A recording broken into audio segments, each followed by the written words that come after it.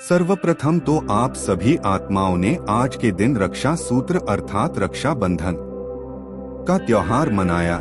इसकी आप सभी को हार्दिक बधाई और शुभकामनाएं। मेरे विचार से क्यों न इस त्योहार को थोड़ा सार्वभौमिक रूप दिया जाए और आज के दिन प्रकृति की रचना जैसे पशु पक्षी, पेड़ पौधे और जरूरतमंदों की रक्षा अपने अपने सामर्थ्य के द्वारा करने का प्रण किया जाए और इसी रूप में परमात्मा को धन्यवाद ज्ञापित किया जाए। इसी कामना के साथ हमारी श्रृंखला को गति प्रदान करते हैं।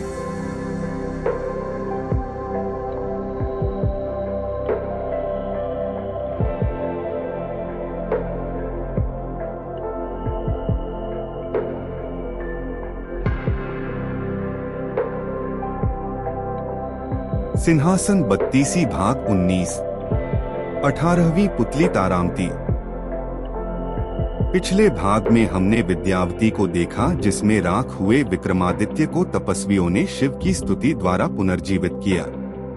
अगर आपने 18वें भाग में विक्रमादित्य को ऐसा करते हुए नहीं देखा तो ऊपर आई बटन तथा नीचे डिस्क्रिप्शन में दिए गए लिंक पर क्लिक करके देख सकते हैं।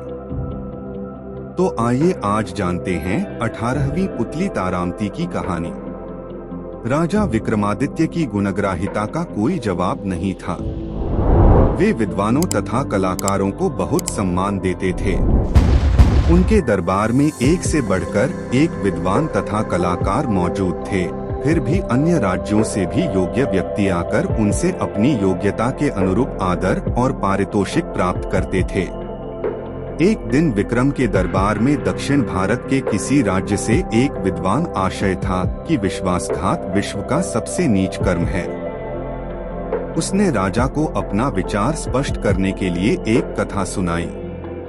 उसने कहा, आर्यावत में बहुत समय पहले एक राजा था। उसका भरा पूरा परिवार था। फिर भी 70 वर्ष की आयु में उसने एक रूपवती कन्या से विवाह किया।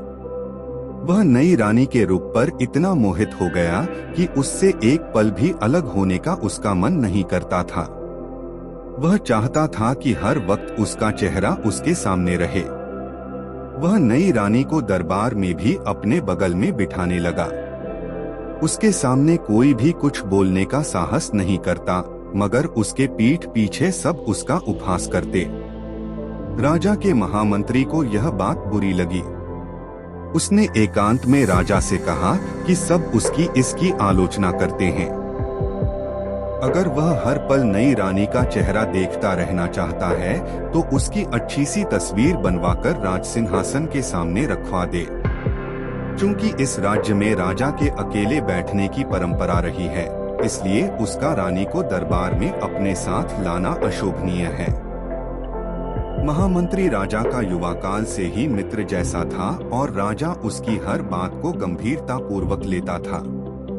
उसने महामंत्री से किसी अच्छे चित्रकार को छोटी रानी के चित्र को बनाने का काम सौंपने को कही। महामंत्री ने एक बड़े ही योग्य चित्रकार को बुलाया। चित्रकार ने रानी का चित्र बनाना शुरू कर दिया। जब चित्र बनकर राज दरबार आया तो हर कोई चित्रकार का प्रशंसक हो गया। बारीक से बारीक चीज को भी चित्रकार ने उस चित्र में उतार दिया था। चित्र ऐसा जीवंत था मानो छोटी रानी किसी भी क्षण बोल पड़ेगी। राजा को भी चित्र बहुत पसंद आया। तभी उसकी नजर चित्रकार द्वारा बनाई गई रानी की जंघा पर गई, जिस पर चित्रकार ने बड़ी सफाई से एक तिल दिखा दिया था। राजा को शंका हुई कि रानी के गुप्त अंग भी चित्रकार ने देखे हैं और क्रोधित होकर उसने चित्रकार से सच्चाई बताने को कहा। चित्रकार ने पूरी शालीनता से उसे विश्वास दिलाने की कोशिश की कि प्रकृति ने उसे सूक्ष्म दृष्टि दी है, जिससे उसे छिपी हुई बात भी पता चल जाती है। तिल उसी का एक प्रमाण है और उसने तिल को खूबसूरती बढ़ाने के लिए दिखाने की कोशिश की है। राजा को उसकी बात का जरा भी विश्वास नहीं हुआ। उसने जल्लादों को बुलाकर तत्काल घने जंगल में जाकर उसकी गर्दन उड़ा देने का हुक्म दिया तथा कहा कि उसकी आंखें निकालकर दरबार में उसके सामने पेश करें। महामंत्री को पता था कि चित्रकार की बातें सच हैं। उसने रास्ते में उन जल्लादों को धन का लोभ देकर चित्रकार को मुक्त करवा लिया तथा उन्हें किसी हिरण को मारकर उसकी आंखें निकाल लेने को कहा ताकि राजा के विश्वास हो जाए कि कलाकार को खत्म कर दिया गया है।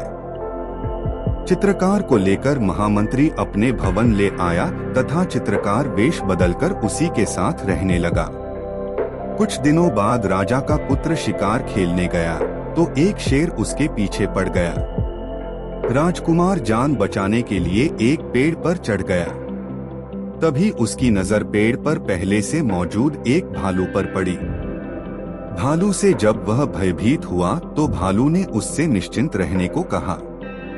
भालू ने कहा कि वह भी उसी की तरह शेर से डरकर पेड़ पर चढ़ा हुआ है और शेर के जाने की प्रतीक्षा कर रहा है। शेर भूखा था और उन दोनों पर आंख जमाकर उस पेड़ के नीचे बैठा था। राजकुमार को बैठे बैठे नींद आने लगी और जगे रहना उसे मुश्किल दिख पड़ा। भालू ने अपनी ओर उसे बुला दिया, एक घनी शाखा पर कुछ देर सो लेने को कहा। भालू ने कहा कि जब वह सोकर उठ जाएगा तो वह जागकर रखवाली करेगा और भालू सोएगा। जब राजकुमार सो गया तो शेर ने भालू को फुसलाने की कोशिश की। उसने कहा कि वह और भालू वन्य प्राणी हैं, इसलिए दोनों को एक दूसरे का भला सोचना चाहिए। मनुष्य कभी भी वन्य प्राणियों का दोस्त नहीं हो सकता। उसने भालू से राजकुमार को गिरा देने को कहा जिससे कि वह उसे अपना ग्रास बना सके, मगर भालू ने उसकी बात नहीं मानी तथा कहा कि वह विश्वासघात नहीं कर सकता। शेर मन मसोस कर रह गया। 4 घंटों की नींद पूरी करने के बाद जब राजकुमार जागा तो भालू की बारी आई और वह सो गया। शेर ने अब राजकुमार को फुसलाने की कोशिश की। उसने कहा कि क्यों वह भालू के लिए दुख भोग रहा है। वह अगर भालू को गिरा देता हो तो शेर की भूख मिट जाएगी और वह आराम से राजमहल लौट जाएगा। राजकुमार उसकी बातों में आ गया। उसने धक्का देकर भालू को गिराने की कोशिश की, मगर भालू न जाने कैसे जाग गया और राजकुमार को विश्वासघाती कहकर खूब धिक्कारा। राजकुमार की अंतरात्मा ने उसे इतना कोसा कि वह गूंगा हो गया। जब शेर भूख के मारे जंगल में अन्य शिकार की खोज में निकल गया तो वह राजमहल पहुंचा। किसी को भी उसके गूंगा होने की बात समझ में नहीं आई। कई बड़े वैद्य आए, मगर राजकुमार का रोग किसी की समझ में नहीं आया। आखिरकार महामंत्री के घर छिपा हुआ वह कलाकार वैद्य का रूप धरकर राजकुमार के पास आया। उसने गूंगे राजकुमार के चेहरे का भाव पढ़कर सब कुछ जान लिया। उसने राजकुमार को संकेत की भाषा में पूछ कि क्या आत्मग्लानि से पीड़ित होकर वह अपनी वाणी खो चुका है, तो राजकुमार फूट फूट कर रो पड़ा। रोने से उस पर मनोवैज्ञानिक असर पड़ा और उसकी खोई वाणी लौट आई। राजा को बड़ा आश्चर्य हुआ कि उसने राजकुमार के चेहरे को देखकर सच्चाई कैसे जान ली। तो चित्रकार ने जवाब दिया कि जिस तरह कलाकार ने उनकी रानी की जांघ का तिल देख लिया था। राजा तुरंत समझ गया कि वह वही कलाकार था जिसके वध की उसने आज्ञा दी थी। वह चित्रकार से अपनी भूल की माफी मांगने लगा तथा ढेर सारे इनाम देकर उसे सम्मानित किया। उस दक्षिण के विद्वान की कथा से विक्रमादित्य बहुत प्रसन्न हुए तथा उसके पांडित्य का सम्मान करते हुए उन्होंने उसे 1 लाख स्वर्ण मुद्राएं दी। अगले दिन 19 पुतली रूपरेखा ने सुनाई कथा जिसमें मन और ज्ञान के संबंध को बताया गया है तथा जो पूरी तरह अपने मन के वश में हो जाता है उसका सर्वनाश निश्चित है। जिसे देखना न भूलिए। इसी चैनल की अगली वीडियो सिंहासन 32 भाग 20 में। धन्यवाद। स्वस्थ रहिए, मस्त रहिए तथा सदैव मुस्कुराते रहिए और महाज्ञानी विक्रमादित्य की कहानी का आनंद लेते रहिए। इन्हीं शुभकामनाओं के साथ पुनः मिलते हैं यूनिवर्सल हीलिंग बाय यूएसडी पर। पहली बार इस चैनल में आए हों और वीडियो देख रहे हों तो लाइक, सब्सक्राइब और शेयर करते रहिए। साथ ही बेल आइकॉन भी प्रेस कीजिए ताकि अगले वीडियो की नोटिफिकेशन मिल सके। पुनः आप सभी शुभ चिंतक ज्ञानी पुण्यात्माओं को बहुत बहुत धन्यवाद। अपना आशीर्वाद बनाए रखें। वीडियो के इस भाग तक बने रहने के लिए साधुवाद।